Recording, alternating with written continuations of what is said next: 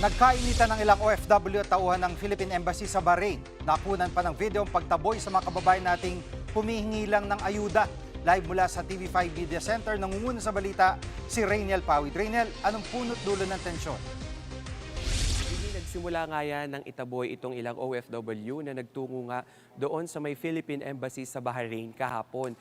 Yung ilang mga OFW na ito at yung isang empleyado nga ng embahada ay nagkasagutan. Ayon sa source ng News 5 ay nagtungo nga itong mga OFW na ito para humingi sana ng ayuda o ng financial assistance nga dito nga sa may embahada dahil itong March 3, itong Migrant Workers Office ay naglabas ng abiso na magbibigay sila ng one-time financial assistance sa lahat ng mga OFW doon sa Bahrain na apektado nga nitong giyera. Ilan sa mga requirements nga na mabibigyan ay yung may mga existing na working visa at yung ilan naman na nawalan ng trabaho dahil nga nagsara yung kumpanya o yung mga pinagtatrabahuhan nila at lalong-lalo na yung mga naka-no work, no pay basis contract daw. At yun nga, no, pagdating ng March 5, exactly 1 p.m., ay kinansela na nitong embahada itong memo na ito dahil sinabi nila na may posibilidad nga at ito rin yung banta ng missile at drone attack. Sinabi rin ng embahada ng Pilipinas na bawal na rin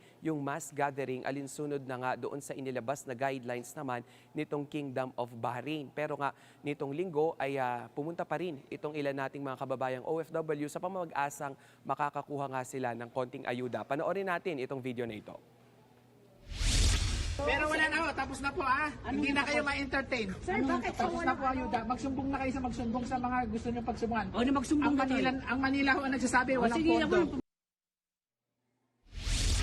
Jiggy, matapos ngang makarating yung video na yan at ma-verify nitong Department of Migrant Workers dito sa May Manila, specifically si DMW Secretary Hans Kakdak ay pinasibak niya agad sa pwesto itong wala daw respeto na empleyado na ito noong embahada. Ang sabi naman ni Secretary Hans ay manalig pa rin yung mga OFW dahil patuloy sila na magbibigay ng kalidad na serbisyo publiko lalong-lalo na nga sa mga OFW at hindi nila ito tolerate yung mga ganitong matapobreng style ng mga migrant workers officer sa buong mundo. Jiggy. Grabe, no? Pero Rainiel, may bagong batch na ba ng OFW na nakauwi na mula Middle East? Jiggy, pagdating naman sa repatriation program kanina nga or kagabi, no, ay dumating na yung 90 pa na mga OFW mula naman sa Dubai. Doon sa bilang na yon, 33 na OFWs yung kabilang dito sa unang batch ng repatriation program na funded nitong gobyerno. Okay, linawin natin, no, Jiggy, 90 na Filipinos yung umuwi kagabi, 33 lang yung pinondohan sa pagpapauwi nitong gobyerno. At sabi nga nitong DMW, since March 5 ay nagkaroon na ng 399 na mga Pilipino yung umuwi. Pero yung karamihan doon sa mga umuwi na yon ay yung mga ticket ay existing or funded by their companies o hindi naman kaya sagot ng UAE government. Sa buong Middle East, no, nasa 2,000 pa yung mga Pilipino na gustong magpa-repatriate dahil nga dito sa gera na ito. Jiggy. Yan ang ulat ni Rainiel Pawid live mula sa TV5 Media Center.